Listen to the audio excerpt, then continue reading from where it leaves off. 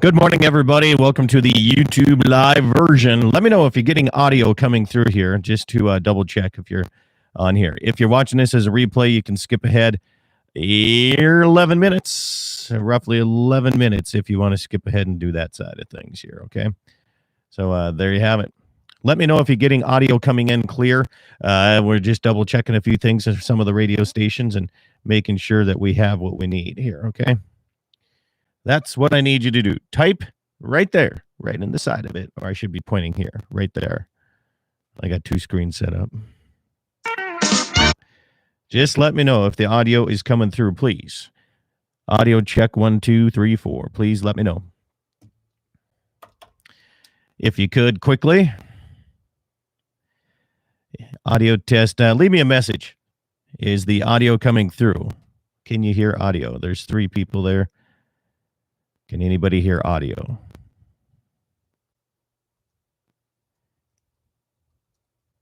Oops. Can anyone hear the audio? Sounds good. Okay, thanks, Greg. Spun's good. You out feeding cows or what, man? Let me get my guest lined out.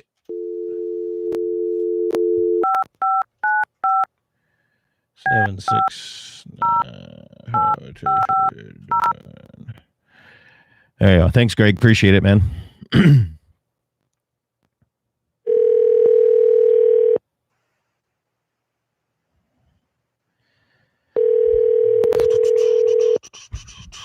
Mic test.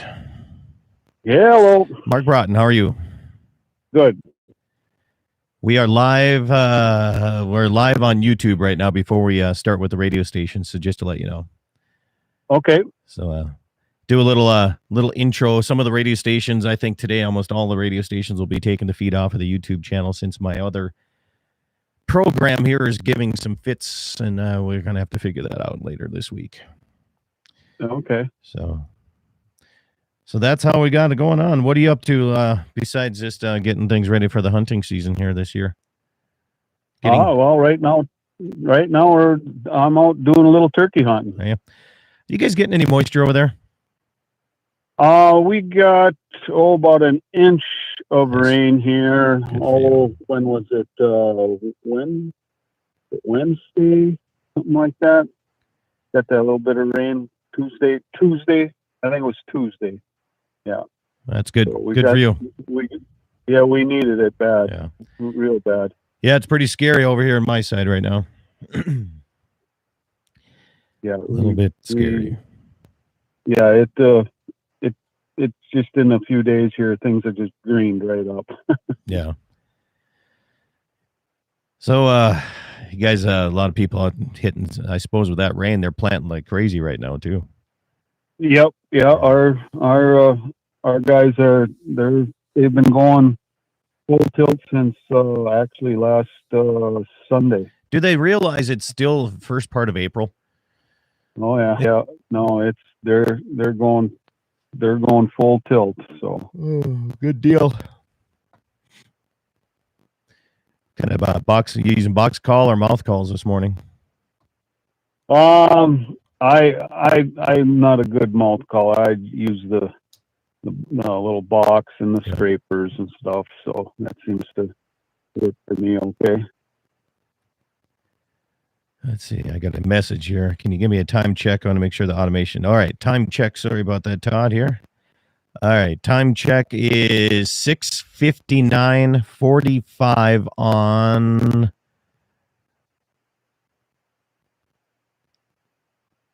Mark. Good morning, Karen from KOLY in Mobridge. Good to have you along here this morning.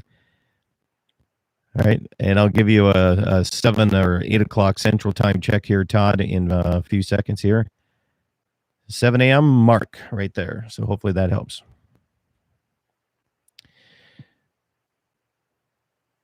So there you go. All right, sorry about that, Mark. No problem. Communicating with the stations here at the same time. It's like more people would rather text you and direct message you and all those than actually use a phone and call you anymore. Chuck Hansen, good morning. Pierce, South Dakota is ready to go. Appreciate it.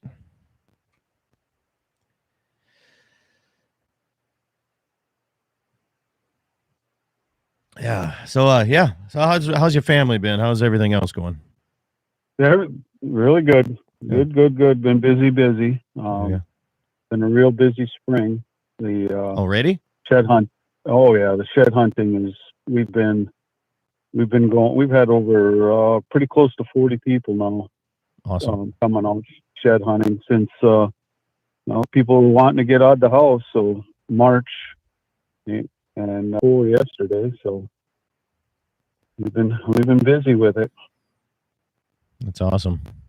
I haven't found much of anything this year so far. Some smaller elk sheds is all I've really found. Not much for the mule deer side either. Yeah, there people this year, this winter was, of course for us we didn't have no snow, so they Hmm. didn't get it up. And then of course having no snow didn't knock the grass down either, so Yeah. it makes it a lot tougher. Well, it shouldn't be easy. Sometimes, for kids it should be, but it's always nice when you earn them a little bit too. Yeah. I'm in the thick of calving right now here with heifers in the corral and everything, so I don't get a chance to run out there too much. Yeah, there a few of the ranchers that I deal with and stuff, some have already pretty much are done, and other ones are just getting started. So. Yeah. Yeah, we have a lot of people that go early, a lot of production guys, and they're all wrapped up. And I prefer to calve on the later side of things just to make it a little bit nicer for myself. But this year, you never know. I could have calved in January, and it was absolutely beautiful. February was a little cold, and then March and April, I could have started any time. But with our pasture rotation with the Forest Service, we have kind of a different rotation. So Okay. just got to work with those dates a little bit. But the sleep pattern is really messed up. I feel like I'm back in college, minus the drinking side of things.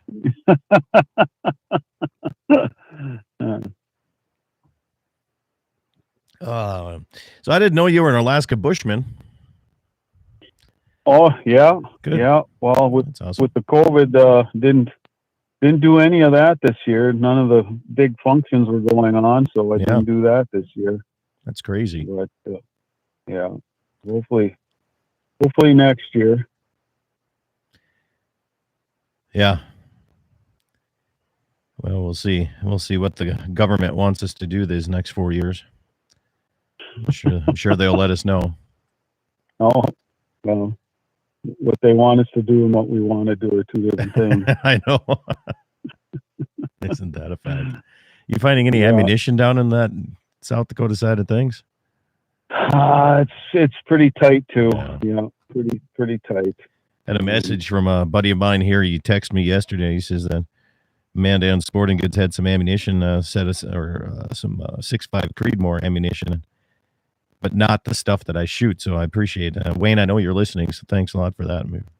But yeah, it's if some store gets it in, it's almost like a mad rush of text messages. I go out to like 600 people right away, and it's gone immediately.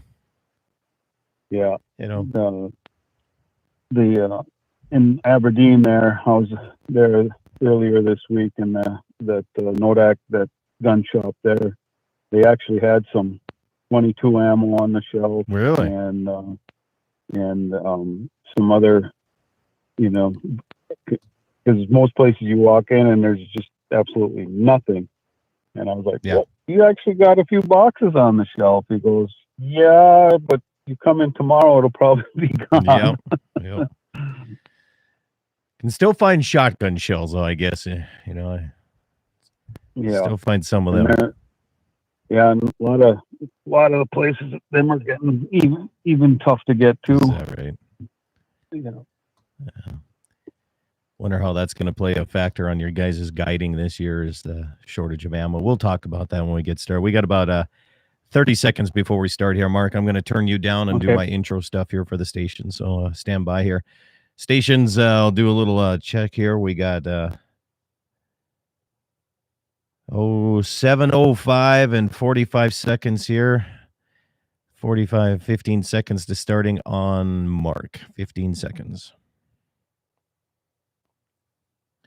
10 seconds.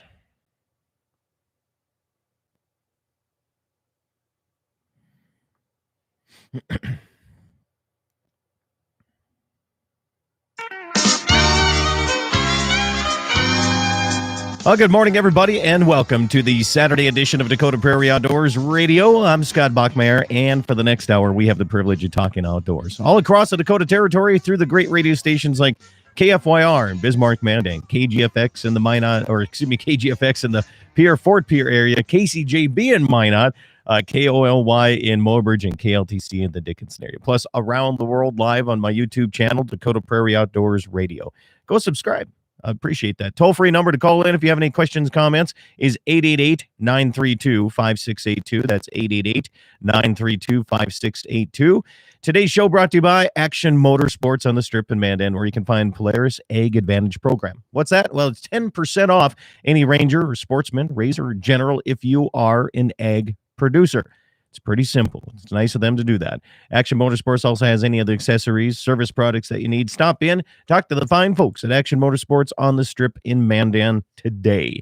Well, we go down to Gettysburg, South Dakota area. Mark Broughton with Brown's Hunting Ranch. Welcome back to the program. How you been? Good.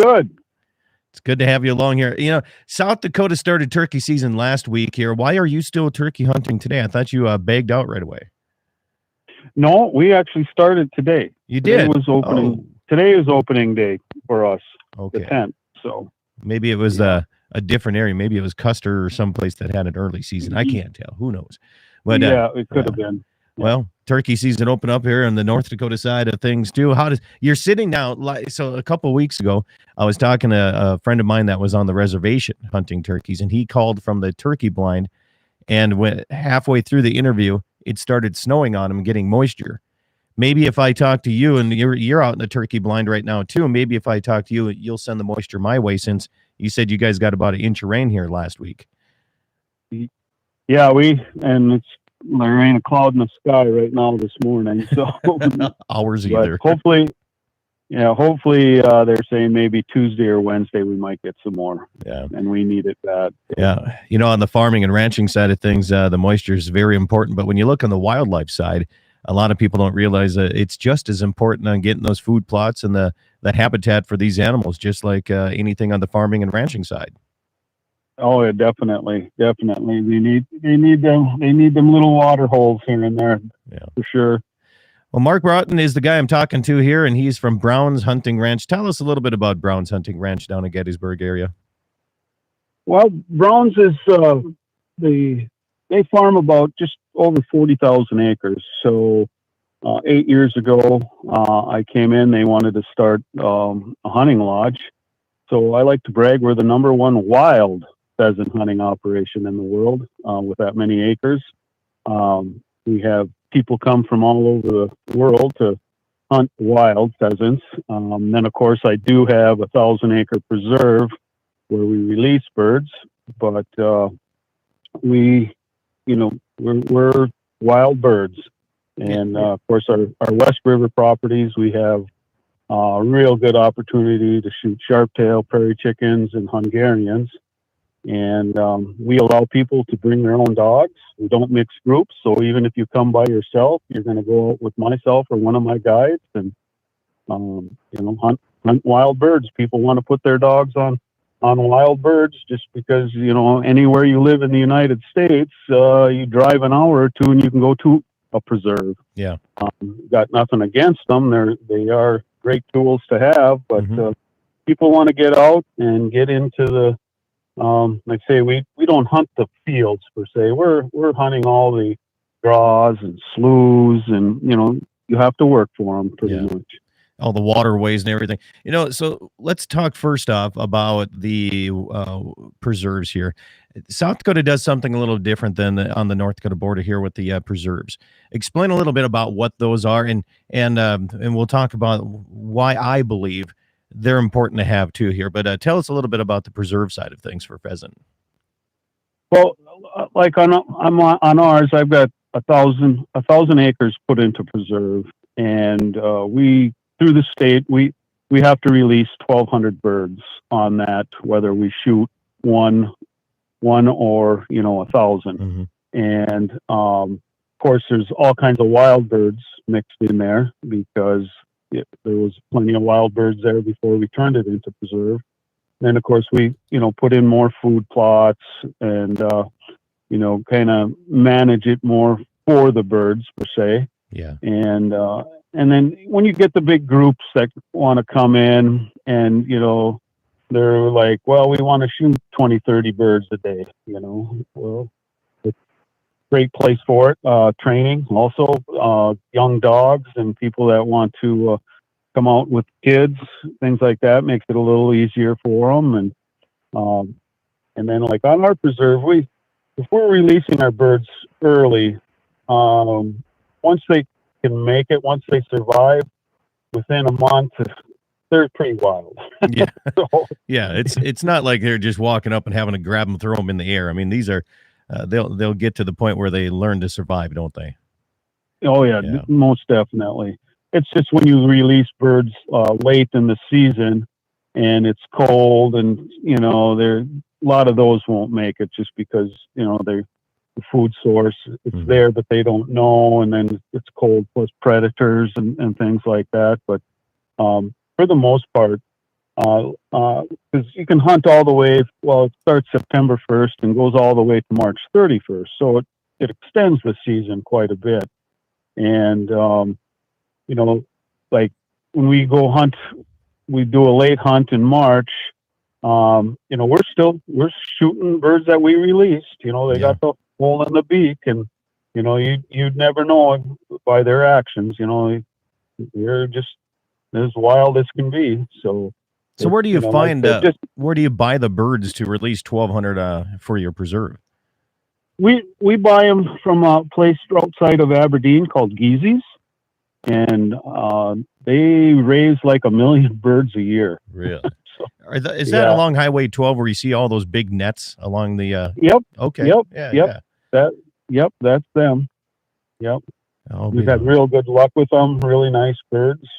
So, like I said, we just March 31st was the last day we could hunt out there, and we hunted out there earlier in March, and then in February we had a few hunts out there, and so like I said, it gets to extend the season a little bit. So when you hunt on the preserve side of things, I mean, when people are thinking preserves, they're thinking, is there a fence around this thing that most of the pheasant kind of stay in there? Or this is open here? I mean, these birds you release them, but it doesn't mean that they're not going to jump over into the non-preserve land, right? Right. There's nothing keeps them there other than our food plots and our shelter belts and things like that. Yeah. And actually, once you start releasing birds in there too, they're quite boisterous. So it actually will pull in a lot of the wild birds also. Okay. And of course, and then if you've got, say for example, if you've got pasture around your preserve, well, they're not going to be out in that pasture. They may fly out there when you kick them out and stuff, but they're coming right back in. So yeah. It's like I said, like I say, it's as wild as can be. Yeah. I'm watching 2 roosters fighting. Okay. Well, I tell you what, keep watching them because we're up against our first break here. So stand by, stay on the phone with me. Mark Broughton from Brown's Hunting Ranch. You can go to brownshuntingranch.com and follow along with me here this morning, talking all types of outdoor activities, and this place has them covered for you. More after these messages.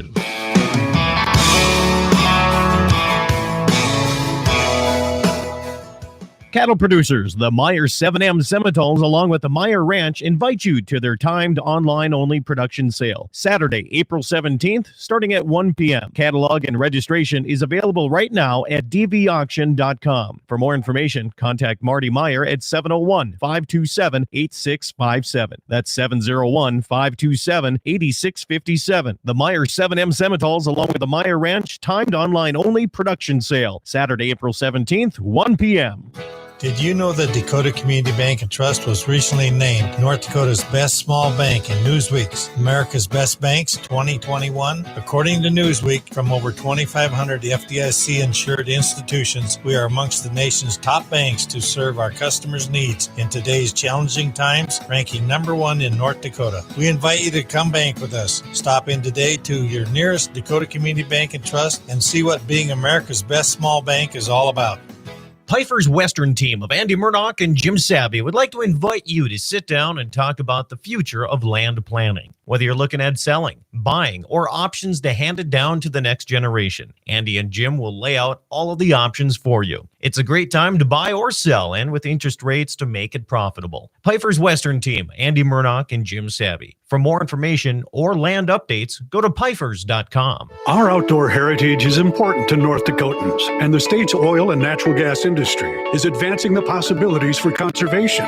The North Dakota Outdoor Heritage Fund receives up to $40 million per biennium from oil and natural gas taxes. The industry is reclaiming land for future generations, and it's developing our state's natural resources in harmony with our great outdoors and wildlife. North Dakota Oil and Natural Gas, advancing the possibilities. Brought to you by the North Dakota Petroleum Foundation. It's every American's right to bear arms. At Mandan Sporting Goods, we're here to help you support your Second Amendment rights, which reads, a well-regulated militia being necessary to the security of a free state, the right of the people to keep and bear arms shall not be infringed. Whether you're looking for a pistol for personal defense or collector gun, we have the staff to help you. We also have the area's largest inventory of ammo and reloading supplies. Mandan Sporting Goods, the area's local gun and ammo specialists. Cows and bulls that'll work for you. That's what you'll find at the Medicine Rocks Angus Ranch Annual Production Sale. April 23rd, 1 p.m. Mountain Time, Bowman Auction Market. 85 head of bulls, 80 head of commercial heifers. Sires represented, Medrock Beaver Creek 628, KPHU 4055, and many others. No excuses approach to culling. Great feet, udders, and great disposition. For more information and catalog, go to medicinerocksranch.com. Make sure to be in the seats April 23rd, 1 p.m. at the Bowman Auction Market for the Medicine Rocks Angus Ranch Annual Production Sale. MoPro Guide Service, the best on Lake Oahe. Brent and his staff will give you the most enjoyable fishing experience, always having the latest in electronics, gear, and the most comfortable Lund boat on the water. Fish with somebody who lives in Mobridge, South Dakota, the heart of Lake Oahe. If you need a place to stay, the Morest Motel has newly updated rooms with free internet, a family-owned and operated business. Go to OaheWalleyes.com. That's OAHE Walleyes.com for the best fishing experience Lake Oahe has to offer. Rockin' 7W has all the panels you need. Freestanding panels, windbreak panels, feeder panels, and the original protester panel. If you don't know what that is, it's a sort panel that makes sorting calves from a cow a breeze. You can do it in a fraction of time with just one person on foot or horseback. You can custom order sizes to fit your current operation, or you can start from scratch. Rockin' 7W also does trailer repair on any size trailers, mobile welding, and custom cattle hauling. Call Justin at Rockin' 7W at 701-206-1030. That's 701-206-1030. Rockin' 7W, the farmer and rancher's go-to guy. Our outdoor heritage is important to North Dakotans, and the state's oil and natural gas industry is advancing the possibilities for conservation. The North Dakota Outdoor Heritage Fund receives up to $40 million per biennium from oil and natural gas taxes. The industry is reclaiming land for and it's developing our state's natural resources in harmony with our great outdoors and wildlife. North Dakota Oil and Natural Gas, advancing the possibilities. Brought to you by the North Dakota Petroleum Foundation. Don't you worry, one day I'll settle down. And when that time comes, I hope you're still around. I hope you're still around. I hope you're still around. Welcome back, everybody. It's Dakota Prairie Outdoors Saturday edition. Good to have you along here this morning. KGFX in Pierre, KOLY in Mobridge, K-Fire 550, Bismarck, Mandan, KCJB in Minot, and KLTC in Dickinson. And thanks for everybody watching here on the YouTube channel side of things as well. Good to be along here this morning. I'm Scott Bachmeyer, and my guest is from the Browns Hunting Ranch out of the Gettysburg, South Dakota area. His name is Mark. Mark, welcome back here. Did you get a turkey yet? Did anything come in while we were off on the 5-minute break? No, seen a couple deer, and I got a couple roosters off to the side here fighting. No, before we move on to the next segment, I want to talk to you about what you guys do there between food plots, shelter belts, and everything else. Is the preserve hunting? I wanted to say why I thought it was important to have different types of hunting, because not everybody has time in their busy life. The biggest thing about on the hunting or even the farming and ranching side is everybody says, well, you need to educate some of these urban people on what we do. And I think it's the same thing to a point here on the hunting side is, maybe just John Smith, is a big supporter of a lot of things, and maybe he doesn't actually know where some of the money goes that he's donating from his company. But if you bring him out and he has a great experience and gets on pheasant, like in a preserve, and can shoot, and if he shoots the 3 and he's like, you know what, I'd like to keep shooting today because I don't have to jump in my Lear jet and head back right away. It gives them that experience where they can look at it and say, I had a positive experience out here hunting. And hopefully it keeps some of those corporate dollars away from going to places like PETA and the HSUS and corporations like that, So I don't know. What's your take on it? Well, like I say, so many people, come out, and for us, a lot of them don't want to go to the preserve, but yet once we bring them to our preserve, they're like, oh, wow, this was great. This was great. Mm-hmm. Yeah. Because a lot of times what we'll do is we'll do a day or two of wild bird hunting, and, you're up in Hale and Dale and through the sloughs and all that. And we go out to the preserve, and it's a little more friendly, little easier walking, Mm-hmm. for the most part, because you've got your food plots in, you've got your CRP grass, and everything, is just seems a little bit easier. And, and there's wild birds there too. I mean, Yeah. there's plenty of wild birds on the preserves too, especially ours. And, but with the extension of it too, we've got September 1 to March 31st. So, Yeah. people, we've got all this time where people can come in that anywhere in that time, and it frees up a lot of time, because a lot of people don't have time during the actual hunting season and stuff like that. So it's like I say, we love it. I mean, it's a great deal. How did it change things for you last year, or did it actually help by getting more of these people that want to just spend time outdoors? How did it affect the Browns hunting ranch? Actually, last year, the only thing we really lost out on was our shed hunting in the spring, just in March and April, just because that was when things were so-called serious, and so a lot of people didn't come out. I only had 2 people come out, and they've been coming out here ever since we started the shed hunting. And I said, yeah, I got no problem with it. Then last summer, we had probably the busiest summer ever, just because Canada wasn't letting people in. So we had a lot of people coming fishing out, on Oahe there for the first time. They never been there, but yet they wanted to get out. And so that part was great. The hunting aspect, we had a couple cancellations, but they were filled right away. People were just wanting to get out. Of course, the great governor of South Dakota didn't shut nothing down. Yeah. So, and, as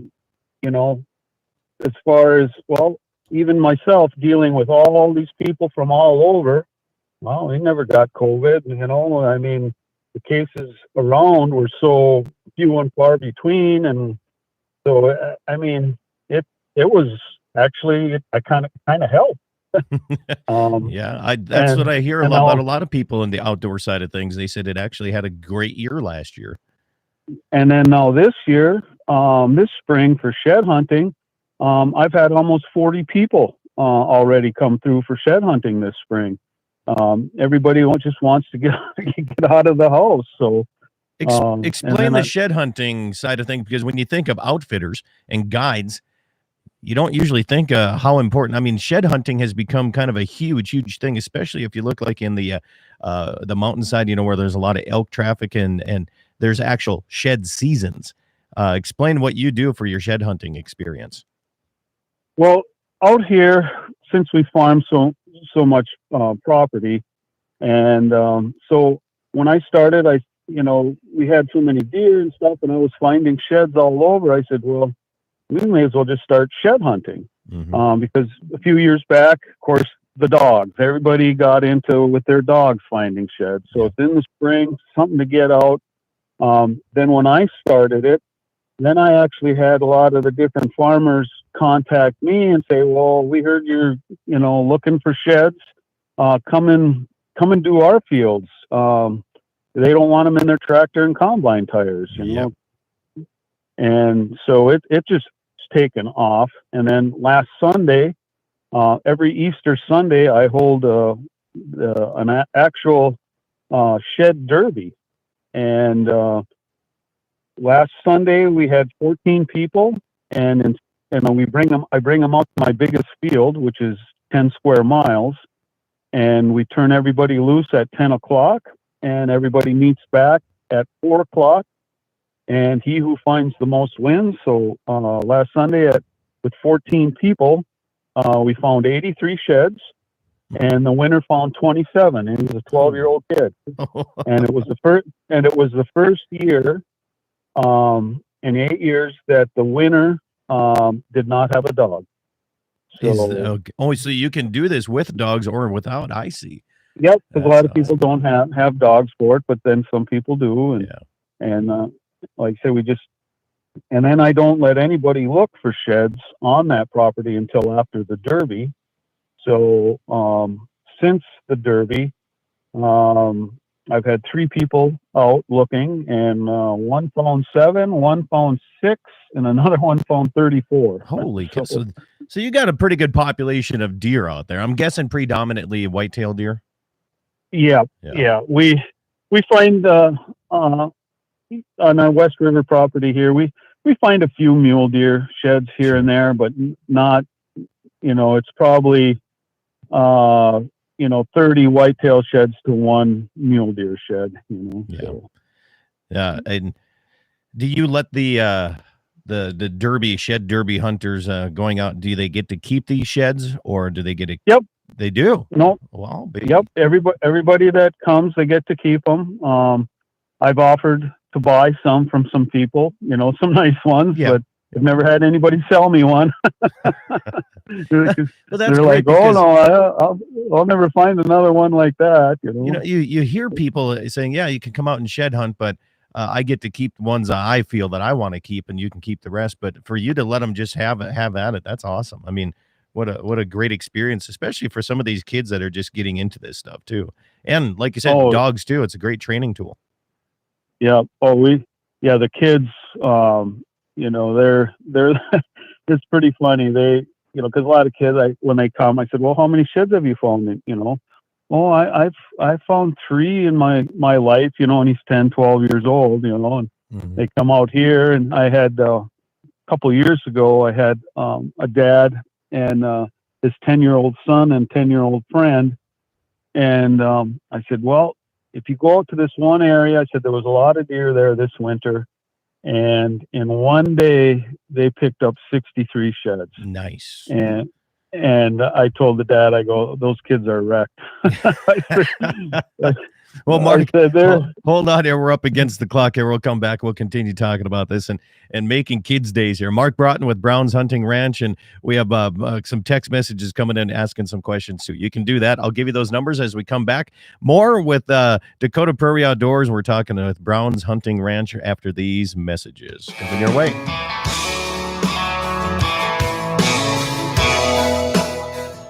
Cattle producers, the Meyer 7M Semitoles, along with the Meyer Ranch, invite you to their timed online-only production sale, Saturday, April 17th, starting at 1 p.m. Catalog and registration is available right now at dvauction.com. For more information, contact Marty Meyer at 701-527-8657. That's 701-527-8657. The Meyer 7M Semitoles, along with the Meyer Ranch, timed online-only production sale, Saturday, April 17th, 1 p.m.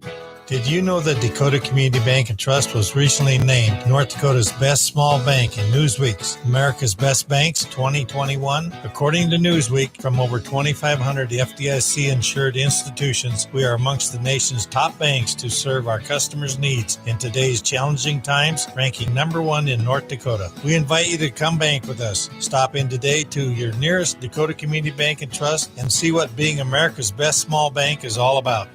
Piper's Western team of Andy Murdoch and Jim Savvy would like to invite you to sit down and talk about the future of land planning. Whether you're looking at selling, buying, or options to hand it down to the next generation, Andy and Jim will lay out all of the options for you. It's a great time to buy or sell, and with interest rates to make it profitable. Piper's Western team, Andy Murdoch and Jim Savvy. For more information or land updates, go to pifers.com. Our outdoor heritage is important to North Dakotans, and the state's oil and natural gas industry is advancing the possibilities for conservation. The North Dakota Outdoor Heritage Fund receives up to $40 million per biennium from oil and natural gas taxes. The industry is reclaiming land for future generations, and it's developing our state's natural resources in harmony with our great outdoors and wildlife. North Dakota Oil and Natural Gas, advancing the possibilities. Brought to you by the North Dakota Petroleum Foundation. It's every American's right to bear arms. At Mandan Sporting Goods, we're here to help you support your Second Amendment rights, which reads, a well-regulated militia being necessary to the security of a free state, the right of the people to keep and bear arms shall not be infringed. Whether you're looking for a pistol for personal defense or collector gun, we have the staff to help you. We also have the area's largest inventory of ammo and reloading supplies. Mandan Sporting Goods, the area's local gun and ammo specialists. Cows and bulls that'll work for you. That's what you'll find at the Medicine Rocks Angus Ranch annual production sale. April 23rd, 1 p.m. Mountain Time, Bowman Auction Market. 85 head of bulls, 80 head of commercial heifers. Sires represented, Medrock Beaver Creek 628, KPHU 4055, and many others. No excuses approach to culling. Great feet, udders, and great disposition. For more information and catalog, go to medicinerocksranch.com. Make sure to be in the seats April 23rd, 1 p.m. at the Bowman Auction Market for the Medicine Rocks Angus Ranch annual production sale. MoPro Guide Service, the best on Lake Oahe. Brent and his staff will give you the most enjoyable fishing experience, always having the latest in electronics, gear, and the most comfortable Lund boat on the water. Fish with somebody who lives in Mobridge, South Dakota, the heart of Lake Oahe. If you need a place to stay, the Morest Motel has newly updated rooms with free internet. A family-owned and operated business. Go to OaheWalleyes.com. That's OAHE Walleyes.com for the best fishing experience Lake Oahe has to offer. Rockin' 7W has all the panels you need. Freestanding panels, windbreak panels, feeder panels, and the original protester panel. If you don't know what that is, it's a sort panel that makes sorting calves from a cow a breeze. You can do it in a fraction of time with just one person on foot or horseback. You can custom order sizes to fit your current operation, or you can start from scratch. Rockin' 7W also does trailer repair on any size trailers, mobile welding, and custom cattle hauling. Call Justin at Rockin' 7W at 701-206-1030. That's 701-206-1030. Rockin' 7W, the farmer and rancher's go-to guy. Our outdoor heritage is important to North Dakotans, and the state's oil and natural gas industry is advancing the possibilities for conservation. The North Dakota Outdoor Heritage Fund receives up to $40 million per biennium from oil and natural gas taxes. The industry is reclaiming land for future generations, and it's developing our state's natural resources in harmony with our great outdoors and wildlife. North Dakota Oil and Natural Gas, advancing the possibilities. Brought to you by the North Dakota Petroleum Foundation. Don't you worry, one day I'll settle down. And when that time comes, I hope you're still around. I hope you're still around. I hope you're still around. Welcome back, everybody. Dakota Prairie Outdoors Saturday edition continues here on a beautiful Saturday morning. We need a little bit of rain, shots of rain here, but still, the wind isn't blowing just yet. Wait for tomorrow. That'll happen again here.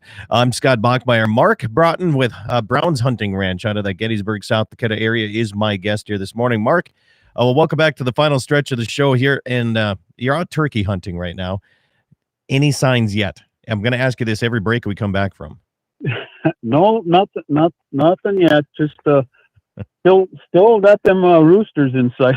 They're still fighting, but no turkeys yet. Yeah. Well, we were talking shed hunting before the end of the break there, and how you do this with kids, and I think it's just a great idea. You let them keep them, and you actually started something there on the Browns Hunting Ranch, and you say a lot of other farmers are more than willing to say, absolutely, go ahead and get these sheds off of my fields, because I don't know what's a tractor tire costing anymore nowadays. What, $2,000 to $5,000 on some of these big tractors?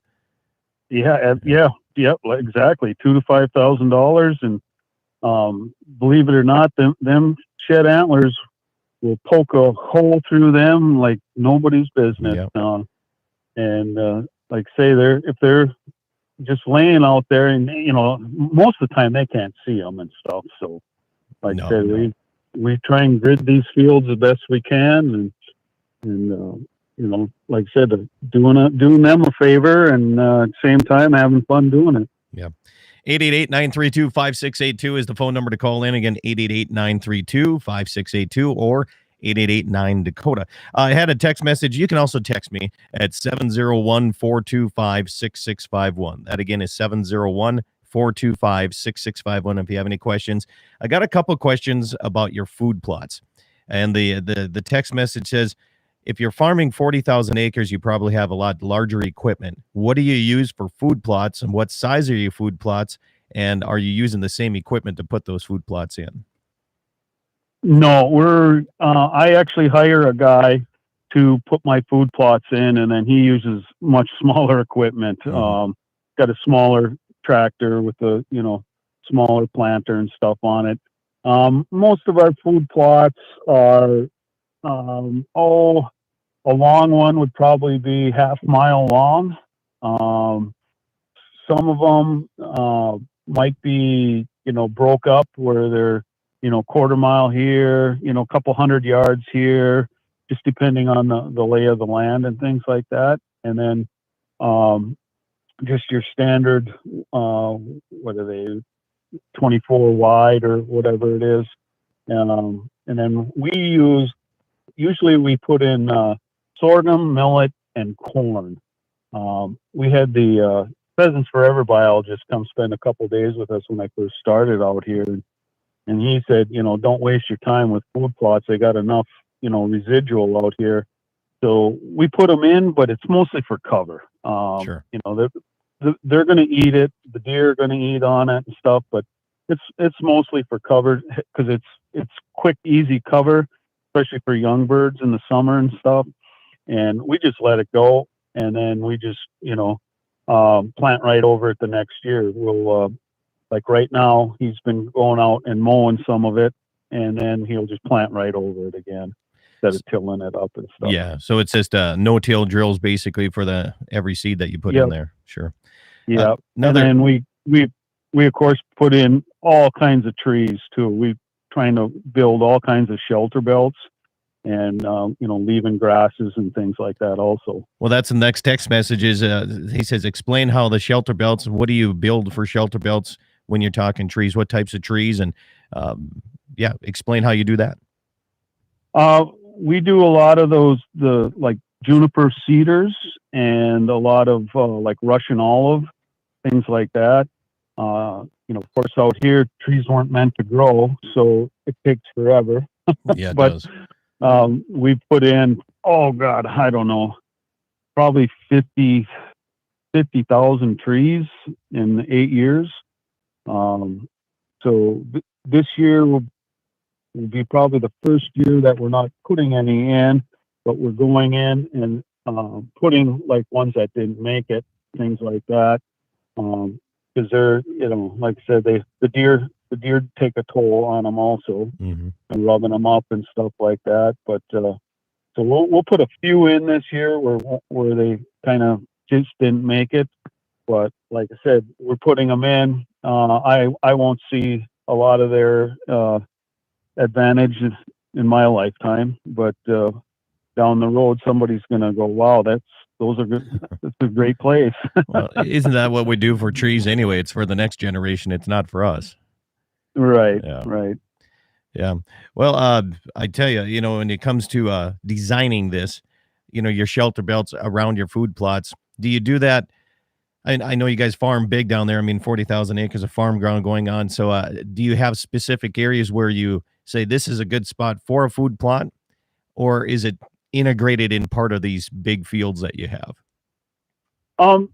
We do it where we do a lot of the hunting, because we've got so much great natural places to hunt that we don't have to put them in. But like around sloughs, things like that, we'll put a strip of shelter belt or food plot, or, like around a slough or on the, just a strip along a slough, just so that it's more huntable.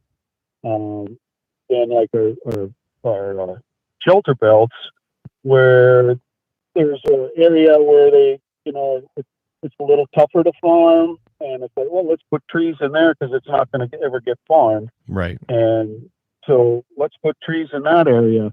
And like I said, we got a lot of draws, especially our West River properties. They kind of more rolling and stuff like that. Sure. So there we put in more of the trees in those areas than we do food plots. Sure. Because there's so much residual, from the actual farming. So. Yeah. Where do you find your trees at? Is different programs that you guys use to get trees, or how does that work? Yeah, there's all kinds of different programs out there, and my guy that I hire to do all the planting and all that stuff, he takes care of that. So I actually don't know where we get all our trees. Like I said, there's a couple different programs, and they'll help pay for them and stuff too. Now, fishing. Let's move on to that, because you're right across. You're right there in Lake Oahe. You guys have land on both sides of it, and you do have fishing guides. And have they been busy this spring yet? We haven't had anybody going out yet. My guides have been going out. Two of my guides been going out, testing the waters and stuff. And they've had days where they've done good, and then days not so good. The northern fishing from shore, that's starting to pick up. Of course, the ice went out way early this year, and so there's quite a few people that've been fishing the Whitlock area, right from shore. And every year, so far, the biggest I've heard is a 20-pounder, and plenty of fish in the teens, and then of course smaller ones. Today being as nice it is, I bet that Whitlock Bay, that there's all kinds of people fishing from shore today. So, yeah. Everybody says, wouldn't it be nice to be a fishing guide? Every day you get to go fishing, but I think it's more work than, like I was talking to Brent Chemnitz last week, and he says, it's a lot of stress for these guys to have to, when you hire somebody, you're expecting them to get you on the fish. So it's not probably always a walk in the park there. So what other kind of hunting here? I mean, I'm looking at this, you have coyote hunting, and predators is a huge thing when it comes to pheasants, and for what you do, especially on the pheasant hunting side. How do you guys go about your coyote hunting adventures? I don't even charge for coyote hunters. As long as you come and rent one of my cabins or a room from me, I just turn you loose on the property. We just want to get it all, shoot as many as you can shoot. Yeah. And then now with thermal, we got guys that are coming out where they hunt all night and sleep all day. So in fact, I just had a father and son come out last weekend, and turned them loose on my big property, and they shot 4 coons in 2 nights, and 2 coyotes, and missed a couple. And so yeah, we like pretty much. I don't let anybody coyote hunt till after pheasant hunting's Sure. over. And then so basically all winter, and I mean, they can, if they want to come out in the summer because it's open year round, they can come out. But pretty much from January till like now, and because most guys they want to keep the furs and stuff. So like right now, of course, furs aren't worth anything. Yeah. But guys want to get out and do it, and we have people come from all over. We're starting to get a lot of people from Minnesota, Wisconsin, because there's so much of it going on out there that they're getting educated, and there's guys will go, well, we went out, but there's 10 other hunters out there. Yeah. And I said, well, you come out here, we're out in the middle of nowhere, you're going to pretty much have it to yourself, and they're not educated. So yeah. Well, and there's more populated areas too, like you said, getting the more rural areas like you and I live in is not as much, they're not as educated as some could be. It depends on where you go. How about whitetail hunting? What do you offer there between archery hunts? Do you do rifle hunts too? Well, the thing with the, we'll do rifle hunts, but for non-residents, it's so tough to get, the rifle and muzzleloader tag. I did have a guy last year get a rifle tag, and of course he got himself a real nice buck. Archery hunters, they're, I've only had one here, and he'd never archery hunted before for anything, and never whitetail. He was from Alaska, and in 5 days he had 43 buck sightings. Wow. And he didn't connect. If he would have been a seasoned bow hunter, he would have shot a 150 class deer, no problem. Nice. Everything's so wide open. They're a little leery, and everybody. Well, if you can't hunt by a camera where the deer comes by at 9:15 every day, I said no, we're not like that. It's like I said, I got cameras out and stuff, but there's no rhyme or reason. The areas are so big and stuff out here. Like I said, my cameras, I have, of all my cameras, I don't have any buck that show up at a certain time every day or anything like that. Well, you'd think with all the food plots that you have, you'd have some type of a pattern of traffic with them. There's just so much, that's right. The whole thing. It's just, and so big. They're just chasing does, so once things get going, who knows where they're going to be. Yeah. A lot of us are those doe chasers, I think. So how about ladies dove hunting? What do you got going on for that here? I see on your website. My wife is an avid hunter. She loves her bird hunting. I've got 2 German wire hair pointers and a lab, and if she can hunt with them dogs, she's just tickled pink. And every year she tries to get a bunch of different women together to go do that, because it's nice time of the year. It's a pretty laid back type of hunt. Not Argentina, of course, but at least you get some shooting. Yeah. And so she tries to get something going every year. I think they got a group coming in this year, and she's always looking for the ladies to come out, even for pheasant hunting and stuff. If they want to do an all ladies hunt, she's all up for that. Because they'll even have lady guides. I've got one gal that'll do some guiding, and she's got dogs also. Yeah, it works out nice. I mean, sometimes those ladies like to not have the pressure of the guys watching them or trying to give them instructions, and just do it on their own sometimes. How about waterfowl hunting? Well, there again with the non-residents, trying to get them, and then having the water. Like the last 2 years, we've had too much water with all that snow and rain we got in the last 2 years. A lot of these sloughs filled up. So basically, you get a morning shoot, and they don't have to come back. Right. Years where we've had just the right amount of water, we've had some really good shoots.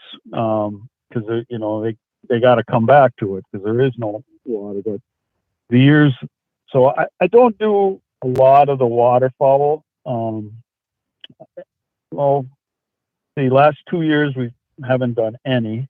And then, like say, we'll get a group that'll have put in, and then when we do it, basically we go out dark 30 and do our waterfowl, and then have something to eat and go right into pheasant hunting. So Absolutely, that's the way it should be. Hunt all day and all night now, like you said, with the thermals. And very quickly, it's we're getting closer and closer here. We got about 3 minutes left. Talk to us about your accommodations that you have. If somebody wants just to, like you said, come down and shed hunt, or just get a day away from the COVID stuff here, how do they do that? What do you have available? I've got 6 cabins, and there's two separate rooms in each cabin. One room has a king bed, and the other one has 2 full-size beds. They each have their own bathroom, fireplace, big screen TV. And then I've got the lodge, and if they want meals, we can serve them meals also. We're not a restaurant per se. I do have a full-service bar, and the bar is open year-round. And we'll do pizzas. And we've done everything from weddings to birthday parties there. Of course, it overlooks the lake. We get, in the summertime, especially with East Whitlock and West Whitlock, South Whitlock, people that come for the summer. So, it's a great place to just come and hang out, watch the sun go down over the bridge. And like I say, the bar's open year round, and we're open we're open just like a hotel motel. Yeah. So, just call and make a reservation. Or a lot of times, especially in like now, you can just show up. But during the hunting season and in the summertime, if you're going to want to stay, it's best to call ahead to get a reservation. Yeah. Well, if I'd have known that when I was coming back through South Dakota here, I could have stopped in for a drink. I mean, I didn't know your bar was open year round like that. Yep.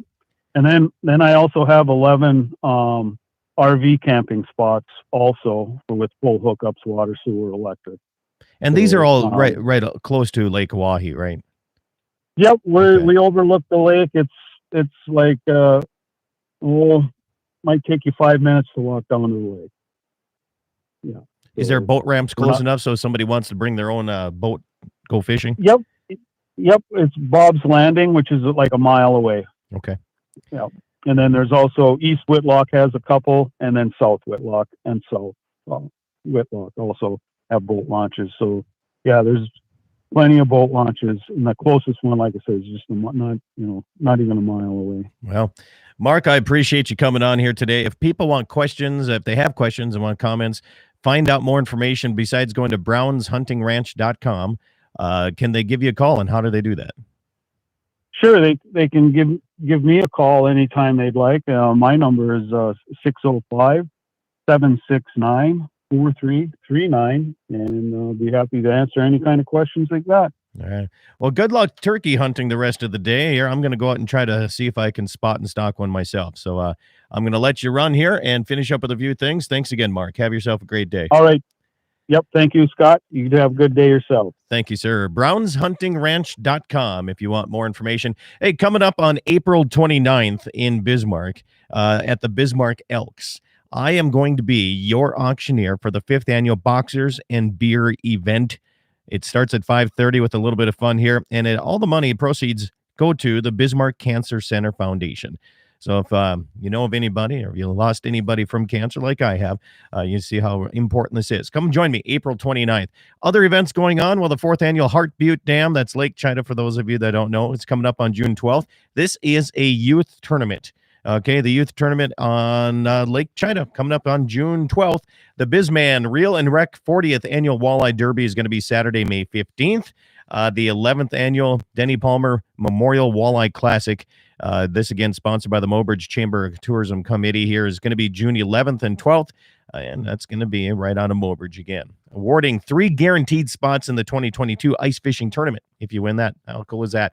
And Alliance Custom Armory 7th Annual Dakota Duel, July 17th and 18th, near Little Eagle, South Dakota. Have a great day. I'm Scott Bachmeyer. Have a nice weekend.